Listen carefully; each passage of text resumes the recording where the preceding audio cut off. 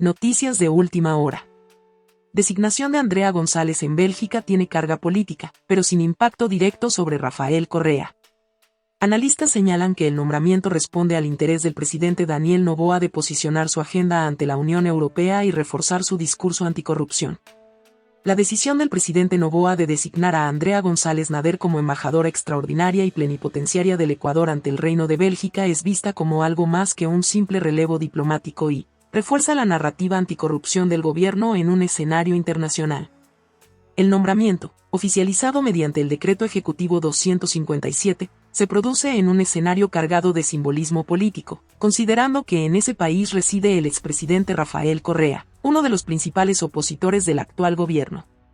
Para analistas, la designación combina legalidad, mensaje político y cálculo estratégico, en un momento en que el Ejecutivo busca reforzar su discurso anticorrupción, aunque subrayan que sus funciones están desde ya delimitadas y no habilitan acciones contra Correa. La designación de González Nader se produce en un momento en que Bélgica cobra especial relevancia para la agenda internacional del gobierno. El presidente Daniel Noboa realizará una visita oficial a ese país del 22 al 24 de enero de 2026, tras su participación en el Foro Económico Mundial de Davos. El mandatario mantendrá reuniones con altas autoridades de la Unión Europea para abordar temas considerados prioritarios para Ecuador. El bloque es actualmente el segundo socio comercial del Ecuador, con una balanza comercial favorable cercana a los $2.000 millones. En materia de movilidad, el mandatario ha dicho que también buscará una eventual exención del visado Schengen. Para el analista político Bernardo Gortaire, la designación debe leerse como un acto político, tanto en el plano interno como en el externo, más allá de la reacción que pueda tener el expresidente Rafael Correa. En el ámbito interno, Gortaire sostiene que González Nader es una figura que ha logrado aglutinar el respaldo de sectores de la derecha ecuatoriana, en nichos de afinidad que coinciden con la base política del presidente Daniel Noboa. Al incorporarla como embajadora, el presidente no pierde competencia política, sino que acumula capital, al tiempo que fortalece la proyección de una figura que podría tener un rol en escenarios electorales futuros, señala. Desde esa perspectiva, el nombramiento se aparta del criterio estrictamente técnico que suele regir la carrera diplomática. Hay un beneficio político claro que va más allá de la idoneidad profesional y se inscribe en una lógica de cuotas políticas, permitidas por la ley, pero no exentas de debate, explica. En el plano externo, el analista advierte que la designación también abre un frente simbólico de confrontación, al ubicar en Bélgica, país de residencia de Correa, a una figura públicamente identificada con una postura anticorreísta. Según Gortaire, este contexto podría incluso interpretarse como parte de una estrategia más amplia vinculada a los intentos del Estado ecuatoriano de tramitar solicitudes para que el exmandatario responda ante la justicia, un cargo clave en el corazón político de Europa. Bélgica no es una sede diplomática menor. Además de las relaciones bilaterales, Bruselas alberga instituciones clave de la Unión Europea, la Comunidad Europea de Energía Atómica y otros organismos multilaterales. El embajador ecuatoriano ante ese país cumple un rol central en la interlocución política, comercial y diplomática del Ecuador con Europa. En ese país, la nueva embajadora tendrá entre sus funciones la promoción de exportaciones, la atracción de inversiones, la protección de ciudadanos ecuatorianos en el exterior y la coordinación de agendas multilaterales, siempre bajo las directrices de la Cancillería. En sus primeras declaraciones, González Nader aseguró que asumirá el cargo con el compromiso de fortalecer la lucha internacional contra la corrupción y el crimen organizado, una línea que coincide con el discurso central del gobierno de Noboa. Correa cuestionó la designación. La reacción del expresidente Rafael Correa no se hizo esperar. Desde Bélgica, el exmandatario cuestionó con dureza la designación, calificándola como un acto de capricho y falta de idoneidad, y denunciando cuoteo político en la política exterior del gobierno. Sin embargo, el rol de la embajadora no implica ningún tipo de confrontación personal, ya que sus funciones diplomáticas están claramente delimitadas. La reacción del exmandatario expresa su malestar por el nombramiento de González, quien ha sido una fuerte crítica de su administración y su partido. González, que tuvo una destacada participación en el debate presidencial de primera vuelta, seguramente buscará generar acciones políticas para causar incomodidad a Correa, explica Cristian Carpio, analista político y catedrático de la Universidad de las Américas. No obstante, Gortaire aclara que, en términos formales, el rol de un embajador no está orientado a confrontaciones personales. Carpio coincide y dice que es poco probable que, más allá de un mensaje simbólico, se puedan generar acciones reales en contra del exmandatario, ya que él mismo cuenta con las garantías del Estado belga. Un nombramiento político, permitido por la ley. González Nader no proviene de la carrera diplomática. Es activista ambiental, empresaria y es candidata presidencial. Su designación entra dentro de lo que la Ley Orgánica de Servicio Exterior, en su artículo 82, permite al presidente de la República nombrar hasta el 20% de los jefes de misión fuera de la carrera diplomática. Este tipo de nombramientos, añaden los expertos, suele responder a criterios de confianza, alineamiento político o mensajes estratégicos del Ejecutivo, más que a una trayectoria diplomática tradicional. Carpio dice que resta por esperar si el Estado belga acepta las credenciales de González, ya que eso podría ser un mensaje político importante del Estado anfitrión. Asimismo, considera que es clave que la nueva embajadora centre su gestión en ampliar la cooperación con ese país, especialmente en materia de seguridad, ya que Bélgica se ha convertido en uno de los destinos de exportación de droga. Además, en ampliar la oferta exportable de Ecuador. Ecuador fortalece su cooperación con Estados Unidos y accede a inversiones no reembolsables para infraestructura, así lo señaló la canciller Gabriela Sommerfield. Reiteró que la presencia de militares estadounidenses es parte de una estrategia contra el crimen organizado. El 17 de diciembre, Ecuador fue declarado elegible por la Corporación del Desafío del Milenio, un programa de inversiones de Estados Unidos. Es así que nuestro país podrá acceder a recursos no reembolsables para infraestructuras. Este programa está vigente en Estados Unidos desde el año 2004. Son 21 años donde el Ecuador nunca fue elegible. No es una deuda que nosotros tenemos que asumir. La canciller Gabriela Sommerfield recalca que Ecuador es el único país latinoamericano que ha accedido a este programa mayor. También detalla que habrá un periodo de 2 años para determinar los proyectos de interés en los que se puede invertir. Sin embargo, aún no se confirma el monto establecido.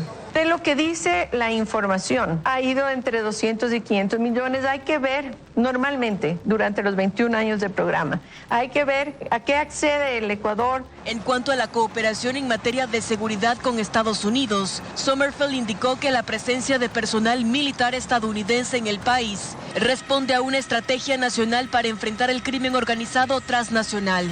Es una respuesta a las múltiples reuniones, conversaciones que se ha tenido de alto nivel con los Estados Unidos para poder, a través de los acuerdos que fueron firmados en el año 2023 y que fueron implementados en el 2024, acceder a mayor cooperación. Pero no somos parte de un plan contra Venezuela, ni mucho menos. No somos parte de ese plan que usted plantea, no, hasta el día de hoy eso no se ha planteado. Reiteró que se trata de operaciones temporales. La temporalidad la definen los intereses y la necesidad requerida para enfrentar la problemática. Asimismo, Sommerfield ratificó que la reunión entre los mandatarios de Ecuador y Estados Unidos va encaminada, aunque aún no hay fecha establecida. Será el día que se firme el acuerdo de reciprocidad en comercio que tenemos. Entre otros temas, Sommerfield aseguró que la exención del visado Schengen es una prioridad constante en las reuniones con autoridades europeas. Y el presidente Noboa va a viajar a Estados Unidos del 26 y el 27 de diciembre por asuntos personales.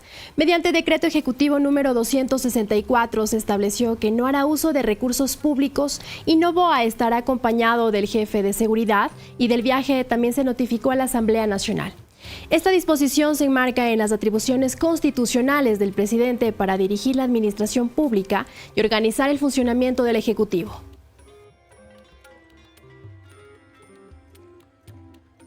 Juez ordena al Estado presentar de cuerpo presente a Jorge Glas en la audiencia de habeas corpus de este viernes. El magistrado Jean Daniel Valverde, de La Libertad, admitió a trámite un habeas corpus correctivo a favor del exvicepresidente Jorge Glas y advirtió que es obligación constitucional presentar a Glas en la diligencia. El Estado ecuatoriano deberá garantizar la comparecencia de Jorge Glas Espinel ante la justicia. Al admitir a trámite la acción de habeas corpus correctivo presentada por la defensa del exvicepresidente, el juez Jean Daniel Valverde, de la Unidad Judicial Penal de La Libertad, ordenó la comparecencia física o telemática del político en una audiencia convocada para el viernes 26 de diciembre de 2025. En su providencia de este 24 de diciembre de 2025, Valverde fue enfático. Basándose en el mandato constitucional y la naturaleza misma del recurso, existe la obligación de presentar al procesado en la diligencia judicial, escribió el juez. El magistrado dispuso que el director de la cárcel del Encuentro, donde Glass está detenido desde el 10 de noviembre de 2025, realice todas las gestiones necesarias para cumplir con esta disposición en la audiencia fijada para este viernes, 26 de diciembre, a las 11. La autoridad judicial advirtió que, de no cumplirse con la presentación del detenido, se aplicarán las sanciones previstas en la Ley de Garantías Jurisdiccionales. La cita se desarrollará bajo modalidad mixta, combinando la presencia en el despacho judicial con la conexión telemática. Además de la orden de comparecencia, el juez Valverde dictó medidas cautelares inmediatas a favor de Glass. En su fallo, dispuso que el Ministerio de Salud y el SNAI coordinen acciones para proteger la vida e integridad del accionante. De forma específica, ordenó que, en caso de existir una necesidad médica justificada y recomendada por el médico del centro penitenciario, Glass sea trasladado a un hospital o centro de salud público para recibir atención. Para la audiencia, también fueron notificados el ministro del Interior y el director general del SNAI, quienes deberán remitir toda la documentación médica y el prontuario penitenciario de Glass. Un día antes de que el habeas corpus sea admitido a trámite, en un mensaje en X, Sonia Vera, parte de la defensa jurídica de Glass, afirmó que, de acuerdo con un reciente informe médico, el exalto funcionario correísta precisa de una hospitalización inmediata no diferible. En más noticias. Los bancos privados trabajarán este jueves y en el feriado de Navidad y Año Nuevo. Durante esos días mantendrán activos sus servicios financieros en el país. Así lo informó la Asociación de Bancos Privados del Ecuador. También lo harán mediante cajeros automáticos y medios electrónicos. Además, los servicios que funcionan en tiendas, bazares, farmacias, supermercados y otros comercios continuarán operando con normalidad. El nivel de riesgo país de Ecuador alcanzó los 499 puntos, la cifra más baja desde el 2018. Según analistas, es el resultado del manejo de las finanzas públicas. A 9 días del cierre de año, el riesgo país de Ecuador rompió la barrera de los 500 puntos. Se ubicó en 499 este lunes. Es el registro más bajo de los últimos 7 años. Comparable al de febrero de 2018, que alcanzó 490 puntos, y el hecho de ya estar por debajo de esa barrera psicológica para los mercados de 500 puntos es un logro importante para el país en ese sentido. En diciembre, el indicador sufrió una caída considerable. El martes 9 marcó 575 puntos y apenas 10 días después, el viernes 19 de diciembre se situó en 508 puntos. El riesgo país ahorita está en tendencia a la baja y se ha continuado de esta forma durante los últimos meses, con un pequeño parón por causa del paro por la eliminación del subsidio al diésel, pero estructuralmente ha seguido bajando a lo largo de todo el año. 2025, de hecho, arrancó con un riesgo país de 1.186 puntos, producto de la incertidumbre previa a las elecciones presidenciales de febrero. Pero en menos de 12 meses ha disminuido casi 700 puntos. Una mejoría que, según Gerardo Verdecia, director de investigación del Instituto Ecuatoriano de Economía Política, responde a varios factores. Las decisiones que el gobierno ha tomado en pro de poner en orden las finanzas públicas, es decir, decisiones como la desvinculación de funcionarios del sector público o como la eliminación de subsidios a la energía y sobre todo a los combustibles. Pero para poder acceder a financiamiento internacional competitivo, Ecuador necesita reducir aún más el indicador, dice Jorge Calderón, analista económico. El gobierno ha tenido la expectativa de poder emitir bonos, pero hacerlo a partir de mayo, junio, si es que este logra estar en un nivel entre 300 a 400 puntos, que significaría que la tasa de interés podría estar entre 6 y 6.5%, sin duda bastante atractiva. Los primeros meses de 2026 serán claves para determinar si se consolida esta tendencia a la baja. Transportistas y autoridades gubernamentales encabezaron las mesas de diálogo en materia de seguridad vial.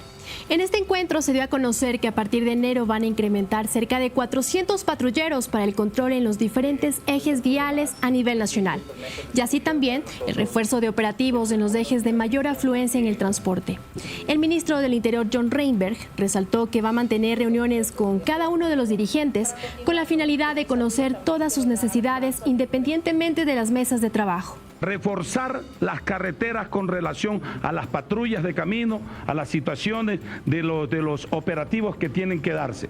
Segundo, creo que estamos siendo claros que debe de haber una conexión directa con los ministros, es decir, que están presidiendo estas instituciones como el Ministerio del Interior y el Ministerio de Gobierno, con los dirigentes, cabezas principales, para nosotros poder trasladar este duro tema. Estamos escuchándoles cuál es la preocupación, qué es lo que nos está mencionando el sector transportista, para después de esto poder tomar las respectivas acciones inmediatas. Una de ellas es, estaremos la primera semana de enero en la ciudad de Manta, en la provincia de Manabí, para poder revisar qué es lo que está pasando dentro de la provincia. He pedido que hagamos una reunión con cada uno para conocer el problema de cada sector en cada ciudad, donde podamos articular acciones directas y rápidas para atacar a estos grupos que se dedican a la extorsión. Sobre el tema de seguridad de las vías, les he manifestado que espero que no más allá de la primera y segunda semana de enero vamos a incrementar el parque automotor de la policía por cerca de 350 a 400 vehículos que van a entrar a trabajar. Gran parte de ellos va a estar trabajando en las carreteras del país, al igual que motos de tránsito que van a estar trabajando justamente para dar seguridad en los ejes viales. Y una jueza de la Corte Provincial de Justicia dictó medidas sustitutivas a la prisión preventiva en contra de la excomandante general de policía, Tanya Varela, dentro del caso León de Troya. La decisión se tomó tras varias horas de audiencia en la que la Fiscalía había solicitado prisión preventiva. La Fiscalía acusó a la excomandante general de la Policía Nacional, Tanya Varela, por el presunto delito de divulgación de información reservada dentro del caso León de Troya. Solicitó prisión preventiva. Sin embargo, para horas de la tarde, la jueza dispuso medidas cautelares de presentación periódica y prohibición de salida del país para Varela y otros procesados, entre ellos el coronel José Luis Erazo y el excapitán de la policía Rodney Rengel. En el expediente de la Fiscalía constan sus direcciones domiciliarias, sus teléfonos, constan sus casilleros judiciales de sus abogados y si querían hacer la formulación de cargos tenían que haber solicitado eso a la presidencia de la Corte Provincial.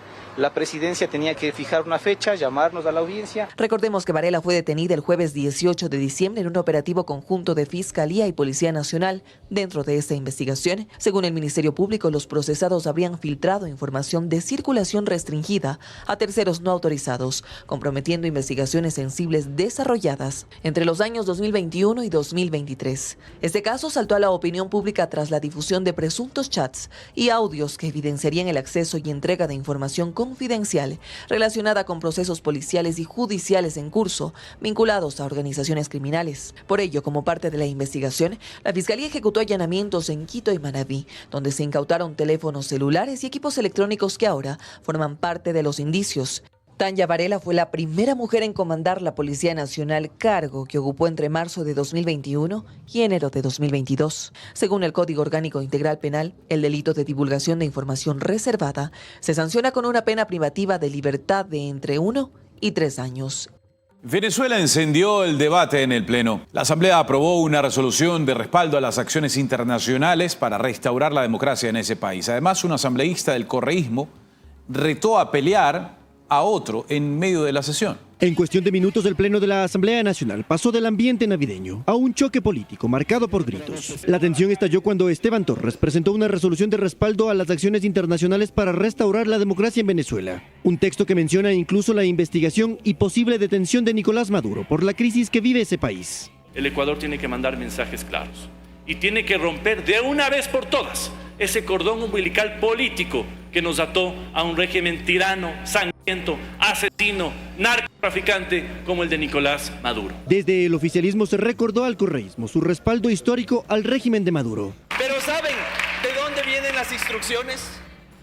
Del asesor, pues, del que vive en Bélgica, del que recibe billete para comer opíparamente y salir en los videos mientras los ecuatorianos en Venezuela se mueren de hambre. Javier Ordóñez avivó el debate al señalar que incluso asambleístas de la Revolución Ciudadana estuvieron recientemente en Venezuela. ¿Pero qué tanto van a hacer ustedes en Venezuela? ¿Será que van a buscar financiamiento para el partido, como ciertos informes de entidades extranjeras dicen? La respuesta no tardó. Eliana Correa defendió al gobierno venezolano y calificó la iniciativa como intervencionismo. No es contra un presidente. Y hay que también decirle al Ecuador y al mundo entero que Maduro tiene procesos investigativos abiertos de la Corte Penal Internacional. Cuando hablamos de Corte Penal Internacional hablamos de delitos de lesa humanidad, Cuando hablamos de la Corte Penal Internacional, hablamos de delitos que violan la dignidad humana, no solamente de los venezolanos. En medio de la discusión hubo un altercado. El asambleísta del correísmo Héctor Rodríguez invitó a pelear al asambleísta de ADN Diego Franco. La escolta legislativa intervino y evitó que algo más fuerte suceda. La resolución fue aprobada y el contraste fue inmediato. Festejos en el oficialismo, reclamos en el correísmo y un cierre tenso. Y el presidente del Consejo de la Judicatura, Mario Godoy, rechazó los señalamientos que se han generado en su contra por supuestas presiones que habría recibido el juez Carlos Serrano en un proceso de narcotráfico. El presidente del Consejo de la Judicatura, Mario Godoy, apareció en una entrevista la noche de este lunes para generar reacciones en relación a los señalamientos que se ha hecho en su contra, tras las denuncias del juez Carlos Serrano por aparentemente haber recibido presiones de quien era el director provincial de Pichincha de la Judicatura, Henry Gaibor, y que incluso existe un diálogo que fue filtrado entre ambos. Descarto totalmente porque precisamente esa es la narrativa que se quiere sentar. Es esposa del presidente, caso supuestamente de un juez presionado, entonces liberen al narcotraficante. Eso es lo que quieren sentar.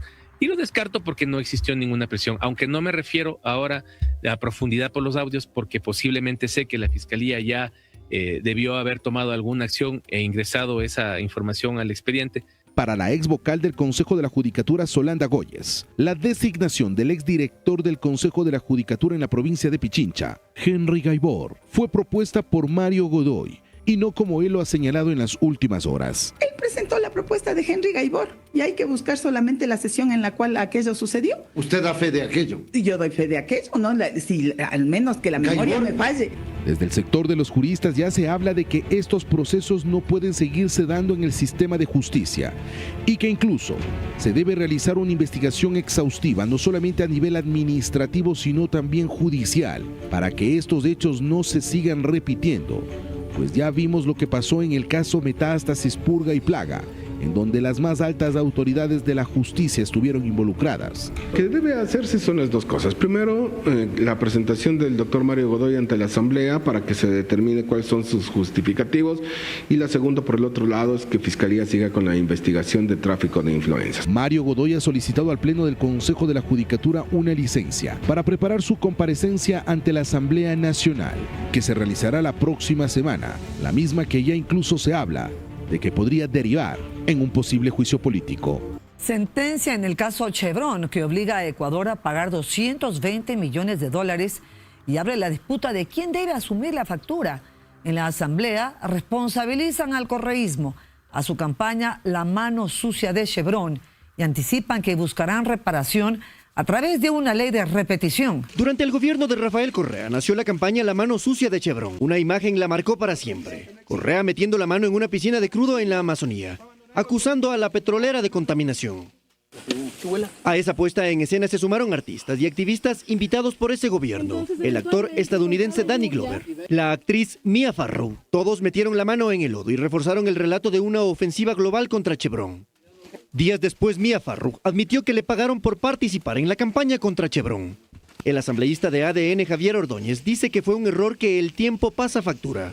En la campaña de la famosa mano sucia de Chevron, millones de dólares se utilizaron para generar esta narrativa. Y esa narrativa hoy le costó al país millones de dólares nuevamente. Eso no puede volver a pasar. ¿Sirvió entonces esa campaña de algo? Sirvió para que el Ecuador sea visto como mentiroso, como fraudulento y para que nos multen.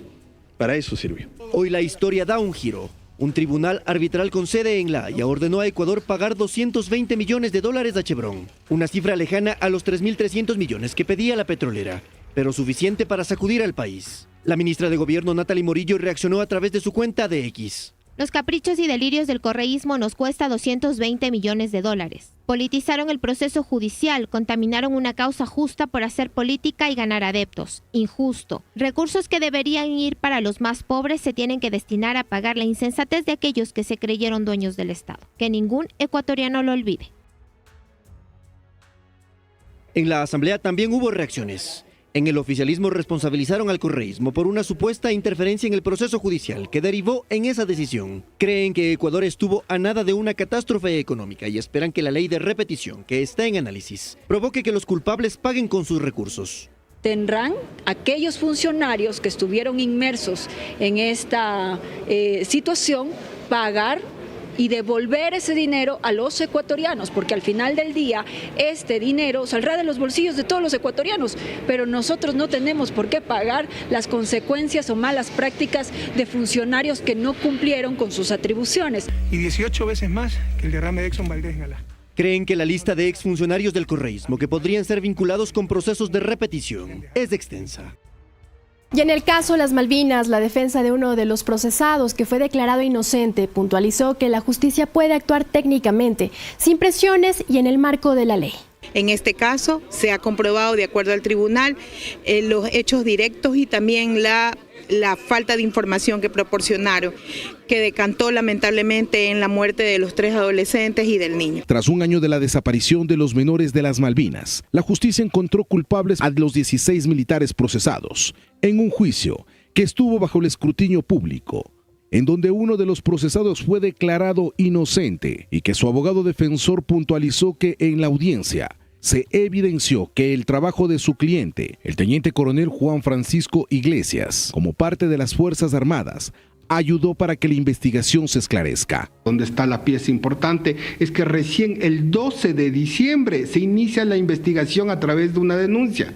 ¿Esto qué quiere decir? Que hasta el 11 de diciembre no se sabía sobre el delito cometido o lo que había pasado con los muchachos, que recién ahí, como indico, se sabía que eran menores de edad, se sabía que les habían incinerado y más bien mi representado estuvo siempre junto a Fiscalía y a la policía dándoles elementos para que ellos puedan hacer la investigación debida. Que valga decirlo, y lo digo a viva voz, si no hubiera sido por los datos, evidencias que indicó mi representado, no hubieran tenido caso.